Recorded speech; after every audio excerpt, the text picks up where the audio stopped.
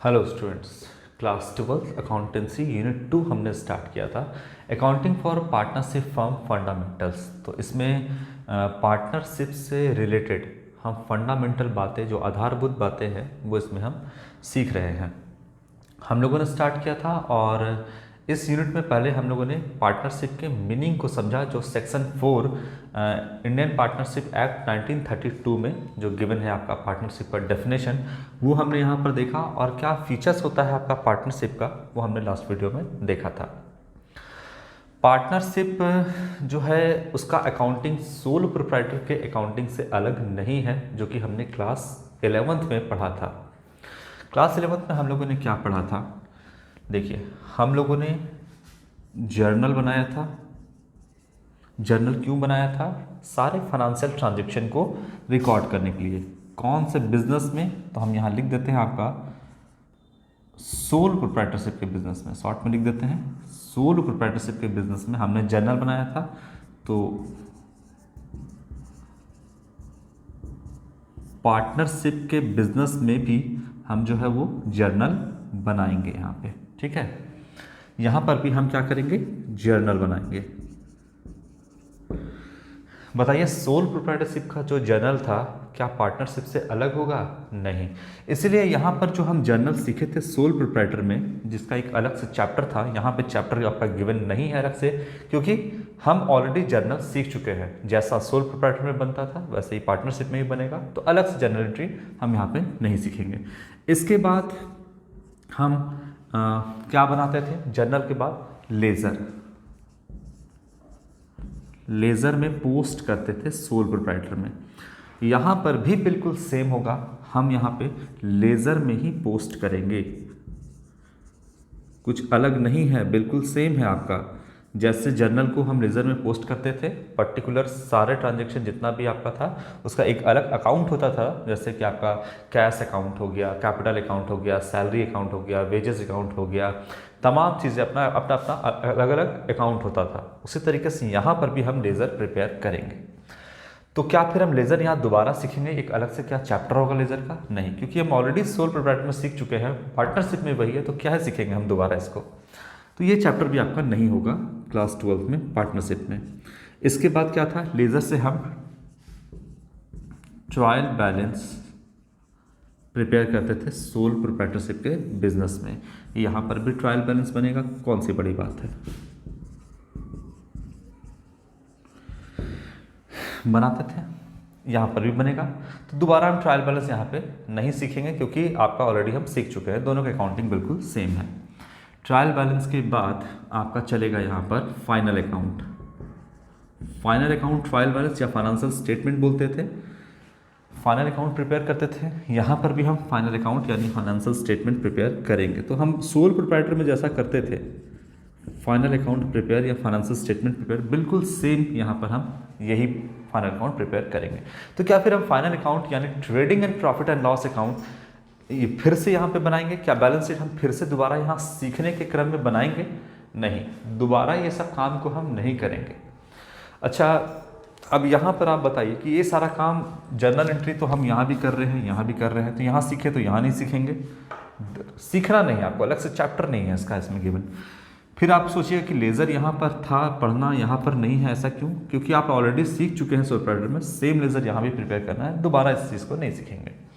Trial balance यहाँ बनाना सीखे थे हम लोग, इसका एक अलग से चैप्टर ही था आपका, यहाँ पे नहीं है क्योंकि हम सीख ही चुके हैं, सेम यहाँ पर भी है, तो क्यों बार बार एक ही चीज़ को सीखना? क्या है हम आपको वो बता रहे हैं। फाइनेंशियल स्टेटमेंट या फाइनल अकाउंट यहाँ बनाते थे, यहाँ पर भी हम फाइनल अकाउंट प्रिपेयर जो है करते हैं, लेकिन दोबारा आपको ये चीज़ बनाना नहीं है, क्योंकि आप ऑलरेडी सीख चुके हैं। सोल प्रोप्राइटर के केस में सेम मैनर में आपका फाइनल अकाउंट पार्टनरशिप का भी बनेगा, कोई अंतर इसमें नहीं है। तो फिर सारा चीज़ तो सेम ही है, तो फिर हम सीखेंगे क्या इसमें? अब देखिए, यहाँ पर अगर बात करें सोल प्रोप्राइटर में, तो एक सिंगल ऑनर है। सोल प्रोप्राइटर में क्या है? एक सिंगल ऑनर है। अब फाइनल अकाउंट से फाइनल रिजल्ट क्या निकलता था, यानी इसमें हम क्या प्रिपेयर करते थे? Trading and profit and loss account, trading and profit and loss account ऐसे होता था। यहाँ पर ऊपर वाला भाग ट्रेडिंग अकाउंट, यहाँ लिखते थे opening stock, purchase, direct expenses, यहाँ पे लिखते थे बाय, सेल्स वगैरह सब कुछ होता था, सेल्स, क्लोजिंग स्टॉक, ये सब लिखते थे। और यहाँ आता था आपका टू ग्रॉस प्रॉफिट यहाँ पे, और फिर यहाँ लिखते थे बाय ग्रॉस प्रॉफिट यहाँ लिखते थे। और जितना भी आपका इनडायरेक्ट इनकम और इनडायरेक्ट एक्सपेंस था तो यहाँ आता था आपका इनडायरेक्ट एक्सपेंस, जो भी रेवेन्यू एक्सपेंडिचर था उसको हम डेबिट साइड में लिखते थे। ठीक है, तो मान लेते हैं कि यहाँ पर टोटल इनकम 200 हुआ और टोटल एक्सपेंस जो हुआ, जो कि पीएल के डेबिट में दिखाते थे हम, टोटल एक्सपेंस जो हुआ वो मानते हैं कि 50 रुपये का हुआ। तो 150 रुपये का क्या आता था, थोड़ा सा घसकाते हैं, यहाँ पे आता था नेट प्रॉफिट कितना, 150 रुपया, यही था नेट प्रॉफिट कितना, 150 रुपये का नेट प्रॉफिट आता था। या मान लेते हैं कि टोटल इनकम हुआ 200, एक्सपेंस हुआ 100, तो नेट प्रॉफिट यहाँ पे एक आसान फिगर लेते हैं हम, 100 रुपया नेट प्रॉफिट होता था। इसको यहाँ पे 200 रुपया और यहाँ पर भी इसको क्लोज करते थे 200 रुपीज़। ये जो 100 रुपया आपका है, ये सोल प्रोप्राइटर के केस में किसका था, एक सिंगल ऑनर है, तो आपका ये टोटल का टोटल प्रॉफिट इसको जाता था, एक सिंगल ऑनर को, सोल प्रोप्राइटर को। इसीलिए यहाँ पर जो है हम यहाँ पर फाइनल अकाउंट प्रिपेयर करते थे, उसके आगे कोई भी अकाउंट प्रिपेयर नहीं करते थे। लेकिन अगर हम बात करें कि सेम चीज़ तो आपका नेट प्रॉफिट यानी ये trading and profit and loss account and balance sheet यहाँ पर भी प्रिपेयर होगा। अब ये 100 रुपया की बात करें पार्टनरशिप में, तो इसमें एक से ज़्यादा ऑनर होते हैं, यानी क्या निकल रहा है मुँह से, एक से ज़्यादा ऑनर होते हैं इसमें। मान लो कि ये है ए और बी। अब बताइए कि ये जो नेट प्रॉफिट है सोल प्रोप्राइटर केस में सीधा चला गया इस सोल प्रोप्राइटर को, सिंगल ऑनर को। अगर हम यहाँ पर की बात करें तो अब ये दो प्रॉफिट जो है वो बटेगा ए में और बटेगा अब बी में। इसका मतलब ये है कि अब हमको नेट प्रॉफिट जो कि सोल प्रोप्राइटर केस में पूरा जाता था आपका सोल प्रोप्राइटर को, अब ये इसकी आगे का काम हमको क्या है कि इस नेट प्रॉफिट को अब बांटना है, डिस्ट्रीब्यूट करना है ए और बी के बीच में। यानी अब आप नेट प्रॉफिट के आगे का काम जो है वो यहाँ पर हम सीखेंगे कि नेट प्रॉफिट के बाद अब क्या करना है। तो इस नेट प्रॉफिट को क्या करना है, डिस्ट्रीब्यूट करना है। अगर ए है बी है तो ए और बी के बीच में, ए बी सी डी एक से ज़्यादा पार्टनर है तो इस नेट प्रॉफिट का डिस्ट्रीब्यूशन होगा। क्लियर है बात। अब किस तरीके से डिस्ट्रीब्यूशन होगा वो हम लगातार इसमें देखते जाएंगे। तो ये बात समझ में आया आपका कि इस नेट प्रॉफिट को बांटना है, डिस्ट्रीब्यूट करना है, यानी एप्रोप्रिएट करना है। तो इसमें एक अकाउंट भी प्रिपेयर करेंगे हम लोग इस नेट प्रॉफिट को बांटने के लिए, जिसे हम कहेंगे profit and loss appropriation account prepare करेंगे धीरे धीरे। तो इतनी बातें आपको समझ में आई कि क्यों हम यहाँ पर ये सारी चीज़ें दोबारा रिपीट नहीं कर रहे हैं, क्योंकि ऑलरेडी हम सीख चुके हैं, बिल्कुल सेम मैनर में बनेगा, इसलिए यहाँ पर नहीं बनाएंगे। तो यहाँ पर क्या बनाएंगे, यहाँ पर आपको trading and profit and loss account भी जनरली आपको बुक में नहीं दिखेगा। बना सकते हैं आप, किसी क्वेश्चन में अगर गिवन होगा कि आप trading and profit and loss account prepare करिए तो आपको प्रिपेयर करना भी हो सकता है, लेकिन जनरली क्वेश्चन में अब इसके आगे का काम जो है वो हम करेंगे, नेट प्रॉफिट के आगे का काम। और अगला काम क्या है नेट प्रॉफिट के बाद, कि इसको डिस्ट्रीब्यूट करना। ठीक है, चलिए अब यहाँ पर हम ये सीखते हैं कि देखिए rules applicable in the absence of partnership deed. अगर पार्टनरशिप डीड साइलेंट है, कुछ नहीं बोल रहा है, बिल्कुल चुप है, तब उस केस में क्या होगा। ए और बी दोनों पार्टनर हैं और दोनों पार्टनर को प्रॉफिट का हिस्सा तो चाहिए। अगर और इनके बीच में अगर एग्रीमेंट होगा कि दोनों के बीच में मान लीजिए कि 2:1 के रेशियो में प्रॉफिट बटेगा, तो 2:1 के रेशियो में बटेगा।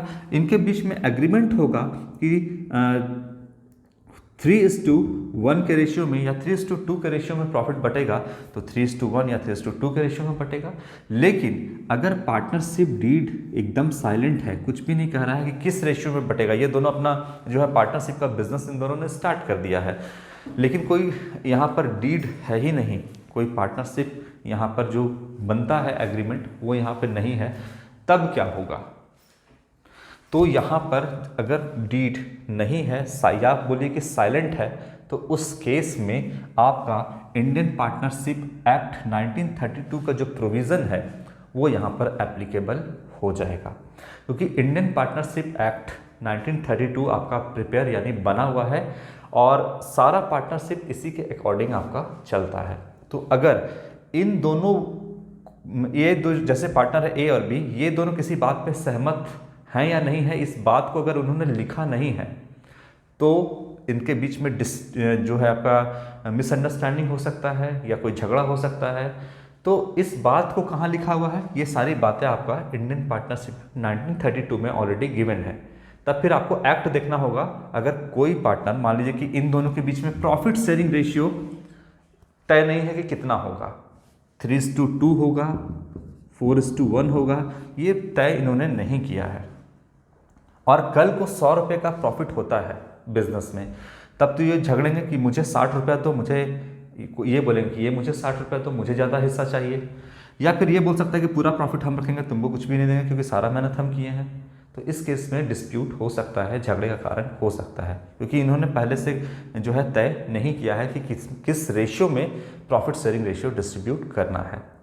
अगर इन्होंने पहले से तय कर लिया है तब तो इसी में बढ़ेगा। अगर इन्होंने तय नहीं किया है तो फिर इंडियन पार्टनरशिप एक्ट 1932 का जो प्रोविज़न कहता है, जो उसके अंदर बातें लिखी हैं, वो एप्लीकेबल हो जाएगा।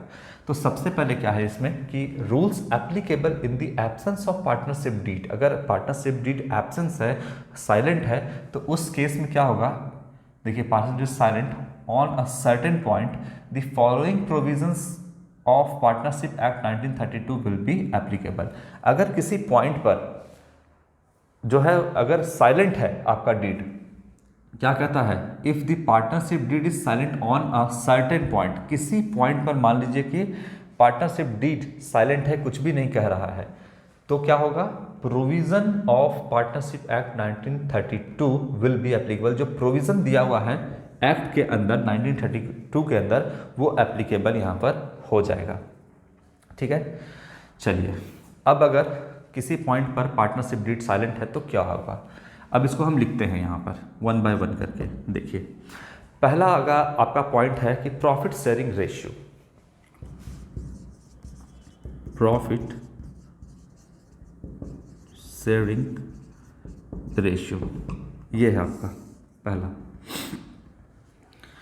अगर ए और बी के बीच में प्रॉफिट शेयरिंग रेशियो तय है, पहले से एग्रीमेंट में लिखा है, पहले से तय है कि इनके बीच में जो प्रॉफिट शेयरिंग रेशियो है वो 2:1 का है, 2:1 का है, तो बिल्कुल सही। जो आपका प्रॉफिट है 100 रुपीज़, वो 2:1 में बढ़ जाएगा आपका ए और बी में। लेकिन अगर बोलता है कि यहाँ पर डीड साइलेंट है, कुछ भी नहीं कह रहा है कि ए और बी के बीच में कितना आपका जो है वो प्रॉफिट शेयरिंग रेशियो बटेगा, डीड बिल्कुल यहाँ पे साइलेंट है, तब क्या होगा, तब यहाँ पर आप किस में बांटिएगा, क्या 100 का आप 60 रुपये ए को दीजिएगा या 40 रुपये बी को दीजिएगा, या 60 रुपये बी को दीजिएगा या 40 रुपये ए को दीजिएगा, कैसे तय करिएगा। तो फिर आपको एग्री, यहाँ पर तो ये तय नहीं है, तो फिर आपको रूल देखना होगा कि इंडियन पार्टनरशिप एक्ट 1932 में क्या प्रोविज़न है अगर उनके बीच में प्रॉफिट शेयरिंग रेशियो तय नहीं है तो फिर रूल ये कहता है आपका कि क्या कहता है, इंडियन पार्टनरशिप एक्ट 1932 का प्रोविज़न में आपका ये कहता है कि प्रॉफिट शेयरिंग रेशियो तय नहीं है तो प्रॉफिट अगर जो भी होगा, प्रॉफिट जो भी होगा वो कैसे बटेगा, इक्वली बटेगा, मतलब 1:1 के रेशियो में बटेगा। अगर डीड साइलेंट है, प्रॉफिट शेयरिंग रेशियो के बारे में कुछ भी नहीं कह रहा है, तो वहाँ पर प्रॉफिट शेयरिंग रेशियो इक्वली होगा, इक्वली मतलब 1:1, मतलब ए का हिस्सा 100 रुपये का प्रॉफिट हुआ, ए का हिस्सा 1/2 यानी 50 रुपये होगा, और बी का हिस्सा भी कितना होगा, 1/2 यानी 50 रुपये होगा, यानी 50 रुपये ए को जाएगा और 50 रुपये बी को जाएगा। यहाँ पर यह प्रोविज़न कहता है और यही एप्लीकेबल हो जाएगा अगर प्रॉफिट शेयरिंग रेशियो पहले से आपका गिवन नहीं है तो। क्लियर है बात, यानी profit sharing ratio, profit sharing ratio मतलब प्रॉफिट एंड लॉस, प्रॉफिट भी होगा तो भी आपका इक्वली बटेगा, अगर कोई लॉस भी होता है तो भी इक्वली डिस्ट्रीब्यूट दोनों में होगा। दूसरा क्या कहता है, ये तो हो गया आपका प्रॉफिट शेयरिंग रेशियो। दूसरा है इंटरेस्ट ऑन कैपिटल।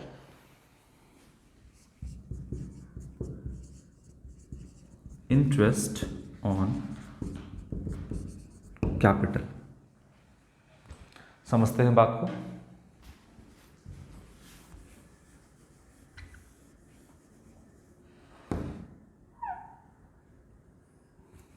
अब चलिए, यहां पर ए और बी पार्टनर है,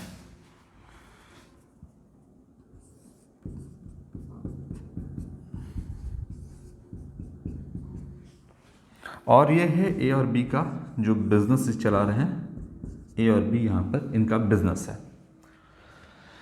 अगर अकाउंटिंग की नज़र से देखें तो बिजनेस और ये दोनों पार्टनर सेपरेट है, अलग अलग है। लेकिन अगर कानून यानी लॉ की नज़र से देखें तो ये दोनों अलग अलग नहीं हैं। बिजनेस और मालिक दोनों एक ही है, इसीलिए जो लायबिलिटी होता है पार्टनर का वो अनलिमिटेड होता है। क्योंकि अगर बिजनेस को अपने क्रेडिटर को पैसा चुकाना है 20 लाख 15 लाख जो भी है 20 लाख रुपीज़ अगर चुकाना है, तो अगर मान लीजिए कि बिजनेस इसको नहीं चुका पा रहा है तो पर्सनल प्रॉपर्टी को भी बेचना होगा कानून की नज़र से, क्योंकि कानून की नज़र से बिजनेस और पार्टनर अलग नहीं है। लेकिन हम क्या कर रहे हैं, अकाउंटिंग कर रहे हैं, किसका, पार्टनरशिप का। तो अकाउंटिंग की नज़र से बिजनेस और पार्टनर दोनों अलग अलग होता है, ठीक है। यानी सेपरेट लीगल एंटिटी यहाँ पर होता है। बिजनेस और पार्टनर जो है वो दोनों अलग अलग समझा जाता है अकाउंटिंग की नज़र से। तो हम तो अकाउंटिंग कर रहे हैं, तो हम यही मानेंगे कि हम जो भी रिकॉर्ड करेंगे वो बिजनेस के पॉइंट ऑफ व्यू से करेंगे, और जो पार्टनर है वो बिजनेस से सेपरेट है। अब पार्टनर ने बिजनेस को क्या दिया, कैपिटल दिया। क्योंकि ये दोनों अलग अलग है अकाउंटिंग की नज़र से, तो उसी की नज़र से हम सारा चीज़ यहाँ पे प्रिपेयर करेंगे।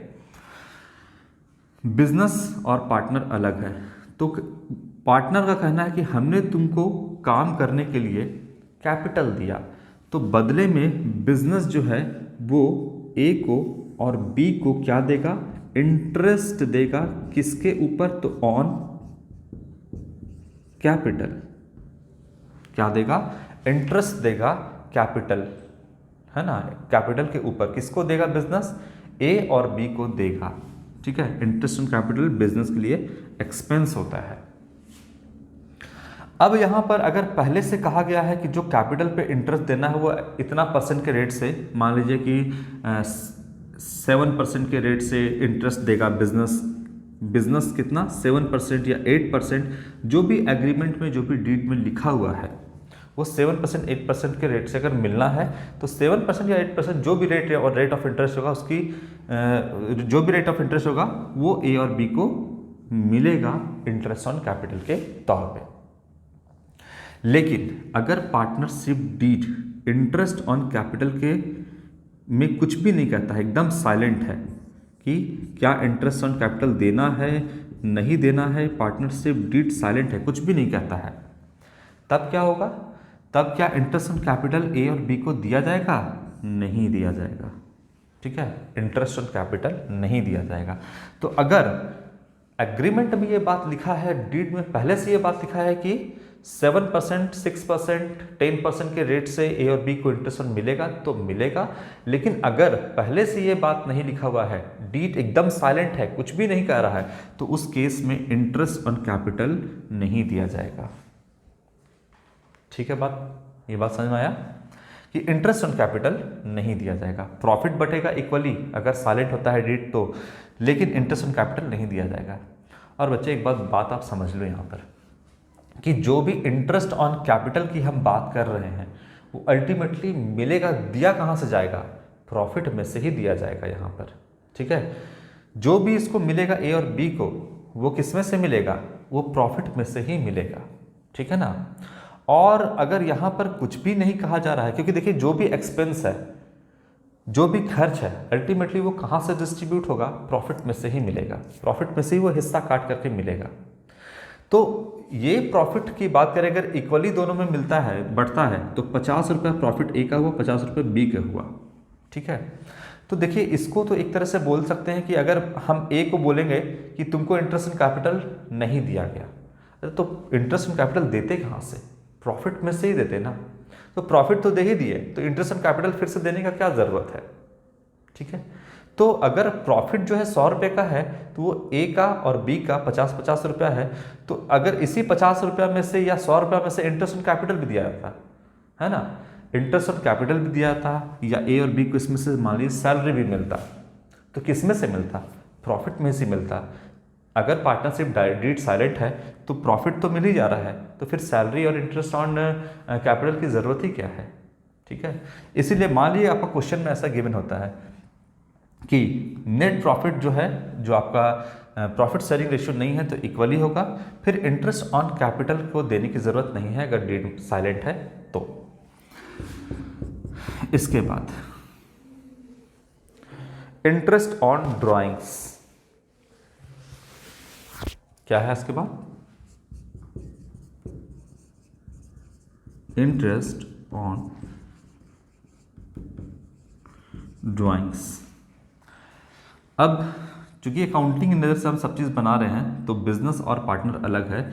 अगर ये अपने पर्सनल यूज़ के लिए कोई कैश निकाला है, विड्रॉ किया है, तो बिजनेस बोलेगा कि हमें भी क्या दो? इंटरेस्ट दो।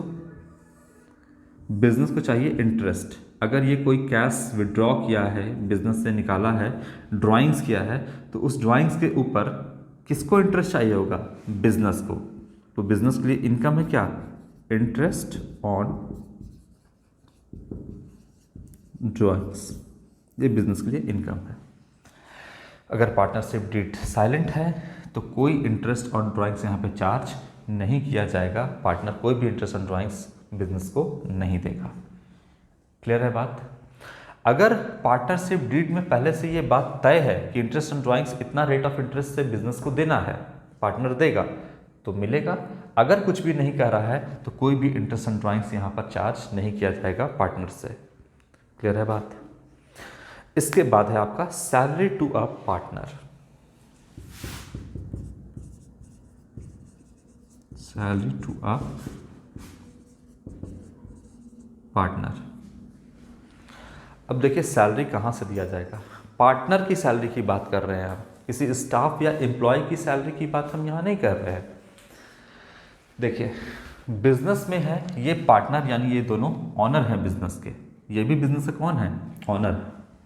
तो जब हम सैलरी देते हैं किसी स्टाफ को, किसी एम्प्लॉय को, तो वो चार्ज अगेंस्ट प्रॉफिट होता है। मतलब हम उसको कहाँ दिखाते हैं? तो हम एक्सपेंस के तौर पे पीएल के डेबिट में दिखाते हैं। वो चार्ज अगेंस्ट प्रॉफिट है, यानी बिजनेस को प्रॉफिट हो लॉस हो उससे कोई मतलब नहीं है। यहाँ पर सैलरी स्टाफ को यानी एम्प्लॉय को देना ही देना है। ठीक है, लेकिन अगर यहाँ पर हम बात करें पार्टनर की सैलरी की, हम बात कर रहे हैं यहाँ पर स्टाफ या एम्प्लॉय की सैलरी की बात नहीं कर रहे हैं, पार्टनर की सैलरी की बात कर रहे हैं। तो क्या पार्टनर को सैलरी बताइए मिलेगा कहाँ से? इसी नेट प्रॉफिट में से मिलेगा। देखिए नेट प्रॉफिट का क्या मतलब है? नेट प्रॉफिट या तो सीधा दे दो ए और बी को, नहीं तो इसी नेट प्रॉफिट में से इंटरेस्ट ऑन कैपिटल दो, इसी नेट प्रॉफिट में से कमीशन दो, इसी नेट प्रॉफिट में से सैलरी दो।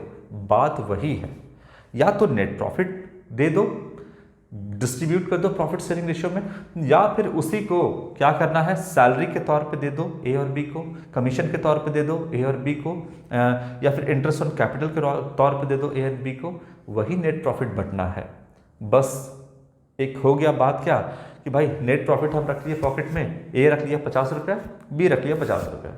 ठीक है, उसी को कहेगा कि भाई 50 रुपया ना रख के इसमें से कहेगा कि हमको क्या कर दो, 20 रुपया सैलरी के तौर पे दे दो, 10 रुपया आप इंटरेस्ट ऑन कैपिटल के तौर पे दे दो, और 20 रुपया आप जो है कमीशन के तौर पे दे दो। एक ही बात है, या तो प्रॉफिट रख लो या फिर सैलरी, कमीशन या फिर इंटरेस्ट ऑन कैपिटल के नाम पे रखो। बात वही है, समझे? लेकिन बस यहाँ पे कहता है कि हमको हाँ सैलरी मिल रहा है, कमीशन मिल रहा है, इंटरेस्ट ऑन कैपिटल मिल रहा है, सब कुछ मिल रहा है। या तो नेट प्रॉफिट रख लो या तो फिर सैलरी, कमीशन या फिर आपका इंटरेस्ट ऑन कैपिटल रख लो। एक ही बात है आपका। ठीक है, तो बस यहाँ पर हमको कमीशन, सैलरी इस तौर पे से पार्टनर को मिलता है, दिखाना है तो दिखाएंगे यहाँ पर कि किस तरीके से ये सारा चीज़ें देना होता है। बाकी अल्टीमेटली बात वही है कि आपको प्रॉफिट का हिस्सा ही मिल रहा है सैलरी, कमीशन के तौर पे। अच्छा, यहाँ पे क्या कह रहे थे हम? Salary to a partner. अब सैलरी देना है, किसमें से, इसी 100 रुपये में से सैलरी देना है ए और बी को। अगर पहले से तय है कि सैलरी ए को मान लीजिए कि 20 रुपये देना है या 30 रुपये देना है, या फिर 20-30 की बात नहीं करें, अगर हज़ारों में, हज़ार की संख्या में बात करें तो हो सकता है कि 20,000 सैलरी ए को मिलना है, 30,000 सैलरी जो है वो बी को मिलना है। 20,000 सैलरी ए को, 30,000 बी को मिलना है। तो बी को और ए को जैसा तय किया गया था एग्रीमेंट में, डीड में, वैसे ही होगा। लेकिन अगर कहता है पार्टनरशिप डीड साइलेंट है, कुछ भी नहीं कह रहा है कि ए को सैलरी कितना देना है, बी को सैलरी कितना देना है, ये नहीं कहा गया है, तो कोई भी सैलरी का डिस्ट्रीब्यूशन यहाँ पे नहीं किया जाएगा, कोई भी एप्रोप्रिएशन यहाँ पे सैलरी का नहीं किया जाएगा। अगर कहता है कि सैलरी जो है वो डीड अगर साइलेंट होता है तो कोई भी सैलरी नहीं दिया जाएगा, ठीक है ना। सैलरी भी नहीं दिया जाएगा, या फिर यहाँ पे लिख लो कोई भी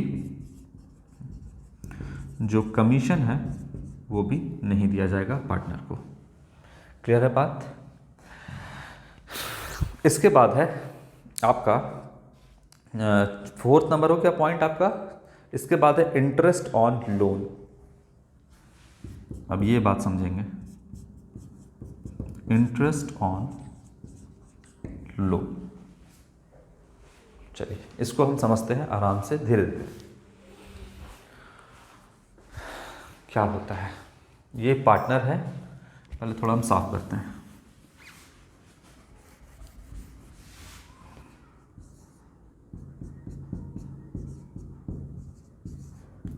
ये दोनों पार्टनर है, ये बिजनेस है। अब ए और बी जो है बिजनेस में कैपिटल इन्वेस्ट करना, कैपिटल बिजनेस में लगाना, ये इनका फर्ज है। अगर कैपिटल नहीं लगाएंगे तो बिजनेस चलेगा कैसे। लेकिन बिजनेस से अलग है ए और बी, दोनों सेपरेट है, अलग है बिजनेस से।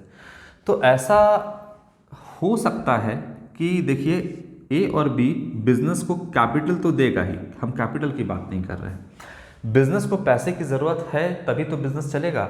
ए और बी कैपिटल तो देगा ही, लेकिन कभी कभी ऐसा होता है कि ए और बी कहेगा कि आप, फर्म को कहेगा कि आपको पैसा चाहिए तो आपको हम कैपिटल नहीं देंगे हर बार, हम आपको एक काम करते हैं, लोन दे देते हैं। क्या दे देते हैं, ए और बी पार्टनर ही बिजनेस को क्या देगा, आउटसाइडर की तरह, बाहर वाले की तरह लोन दे देगा। क्या दे देगा, लोन दे देगा। किसको दे देगा, बिजनेस को, है ना।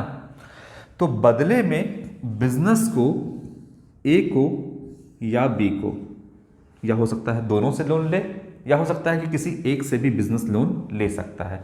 तो हम अभी दोनों की बात कर रहे हैं कि बिजनेस ने दोनों जो है, दोनों पार्टनर से यानी दोनों ऑनर से बिजनेस ने लोन लिया।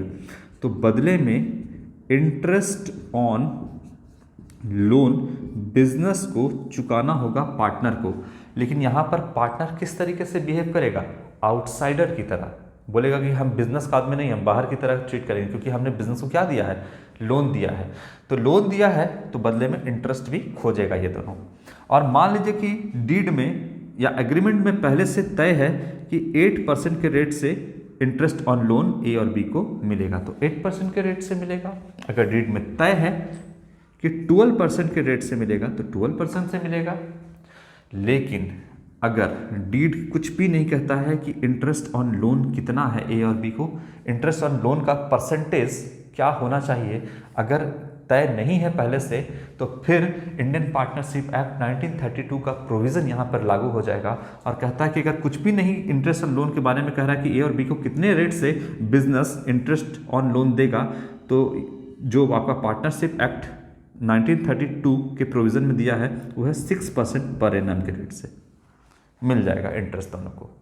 ठीक है, तो कितना मिल जाएगा, 6% पर एनम के रेट से यहाँ पर इंटरेस्ट ऑन लोन पार्टनर को दिया जाएगा।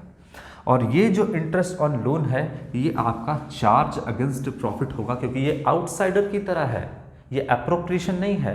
एप्रोप्रिएशन क्या है, एप्रोप्रिएशन आपका यहाँ पर इंटरेस्ट ऑन कैपिटल है, एप्रोप्रिएशन आपका इंटरेस्ट ऑन ड्राइंग्स वगैरह है। आपका जो एप्रोप्रिएशन है वो है सैलरी है, यानी आपका क्या करना है कि पार्टनर को इंटरेस्ट ऑन कैपिटल देना है, पार्टनर को सैलरी देना है, पार्टनर को कमीशन देना है। ठीक है। ये सारा क्या है, प्रॉफिट का डिस्ट्रीब्यूशन है, एप्रोप्रिएशन है। लेकिन यहाँ पर क्या आपका इंटरेस्ट ऑन लोन जो कि पार्टनर को देना है, क्या एप्रोप्रिएशन है? नहीं, कंपलसरी है कि इनको देना ही देना है, क्योंकि पार्टनरशिप में प्रॉफिट होगा। एक बात सुन लो, अगर प्रॉफिट होता है तभी प्रॉफिट में से सैलरी, कमीशन या इंटरेस्ट ऑन कैपिटल दिया जाएगा। अगर मान लीजिए कि किसी वर्ष पार्टनरशिप को लॉस होता है ना, तो उस केस में कोई सैलरी नहीं, कोई कमीशन नहीं यहाँ पर पार्टनर को दिया जाएगा। ठीक है। तो लेकिन आपका सैलरी और कमीशन तो नहीं दिया जाएगा, लेकिन इंटरेस्ट ऑन लोन जो कि आउटसाइडर की तरह पार्टनर ने दिया है वो यहाँ पर ए और बी को मिलेगा। यानी इंटरेस्ट ऑन लोन जो कि पार्टनर ने दिया है वो चार्ज अगेंस्ट प्रॉफिट होगा। तो एक इंटरेस्ट ऑन लोन होता है और एक आपका अगर अपने रेंट पर अगर बिजनेस को चलाने के लिए बिजनेस को चलाने के लिए ए और बी देता है कोई अपना बिल्डिंग वगैरह, तो उस केस में रेंट जो चार्ज करेगा वो भी आपका चार्ज अगेंस्ट प्रॉफिट होगा। बाद में बात करेंगे। इंटरेस्ट ऑन लोन का समझ में आया यहाँ पर? ठीक है। इसके बाद क्या है, इंटरेस्ट ऑन लोन अगर होगा तो जो तय किया गया होगा वो होगा, अगर नहीं तो फिर यहाँ पे 6% पर एनम के रेट से दिया जाएगा जो कि चार्ज अगेंस्ट प्रॉफिट होगा। Admission of a new partner, admission of a new partner, नए पार्टनर का एडमिशन कब होगा? देखिए, ए बी पार्टनर है। अब ए बी को ये लगता है कि बिजनेस को चलाने के लिए एक और मुझे हेल्पिंग हैंड की ज़रूरत है, कोई मुझे और सहायता करे कि मुझे बिजनेस को चलाना है, और बिजनेस में पूंजी की भी ज़रूरत है। तो हो सकता है कि ए और बी नए पार्टनर को एडमिट कर ले सी को। ये कैपिटल भी लेकर के आएगा बिजनेस में और काम भी करेगा बिजनेस में। तो ये कब होगा? जब ए और बी दोनों सहमत होंगे तब सी आ सकता है, एडमिट हो सकता है पार्टनरशिप फर्म में। अगर ए सहमत है, ए लाना चाहता है और बी लाना नहीं चाहता है, तो सी नहीं आएगा। ठीक है। इसका मतलब क्या है? एडमिशन दोनों पार्टनर के सहमति से होगा। इसीलिए विदाउट द कंसेंट यानी सहमति of all existing partners no new partner can be admitted to the firm, यहाँ पे नहीं होगा। ठीक है। इसके बाद सिंपल सी बात है, each partner can participate in the conduct of business. इसके अगला पॉइंट है कि सारा पार्टनर बिजनेस के कंडक्ट में, संचालन में जो है सब कोई पार्टिसिपेट यहाँ पे कर सकता है। हर किसी का राइट है कि वो बिजनेस के पार्टनरशिप में वो अपने बिजनेस को संचालन कर सकता है, चला सकता है। इसके बाद क्या है? इसके बाद है each partner can inspect the books of account and can take a copy of the same. तो हर पार्टनर जो है बिजनेस के बुक्स ऑफ अकाउंट को यहाँ पर देख सकता है, उसका एक कॉपी ले सकता है। ठीक है। तो यहाँ पर कोई भी ऐसा पार्टनर नहीं होगा जो कि कहेगा कि आपको जो है बुक्स ऑफ अकाउंट देखने को नहीं मिलेगा। हर पार्टनर का ये राइट है कि वो बिजनेस के बुक्स ऑफ अकाउंट को देख सके। तो मैंने आज आपको समझाया कि rules applicable in the absence of partnership deed. Partnership deed absent रहेगा तो क्या रूल एप्लीकेबल होगा, ये हम लोगों ने जाना। नेक्स्ट वीडियो में हम आपको बताएंगे कि कितने टाइप का आपका कैपिटल अकाउंट प्रिपेयर किया जाता है और क्यों पार्टनर्स कैपिटल अकाउंट प्रिपेयर करते हैं पार्टनरशिप में। तो आज के लिए इतना ही बच्चों, थैंक यू।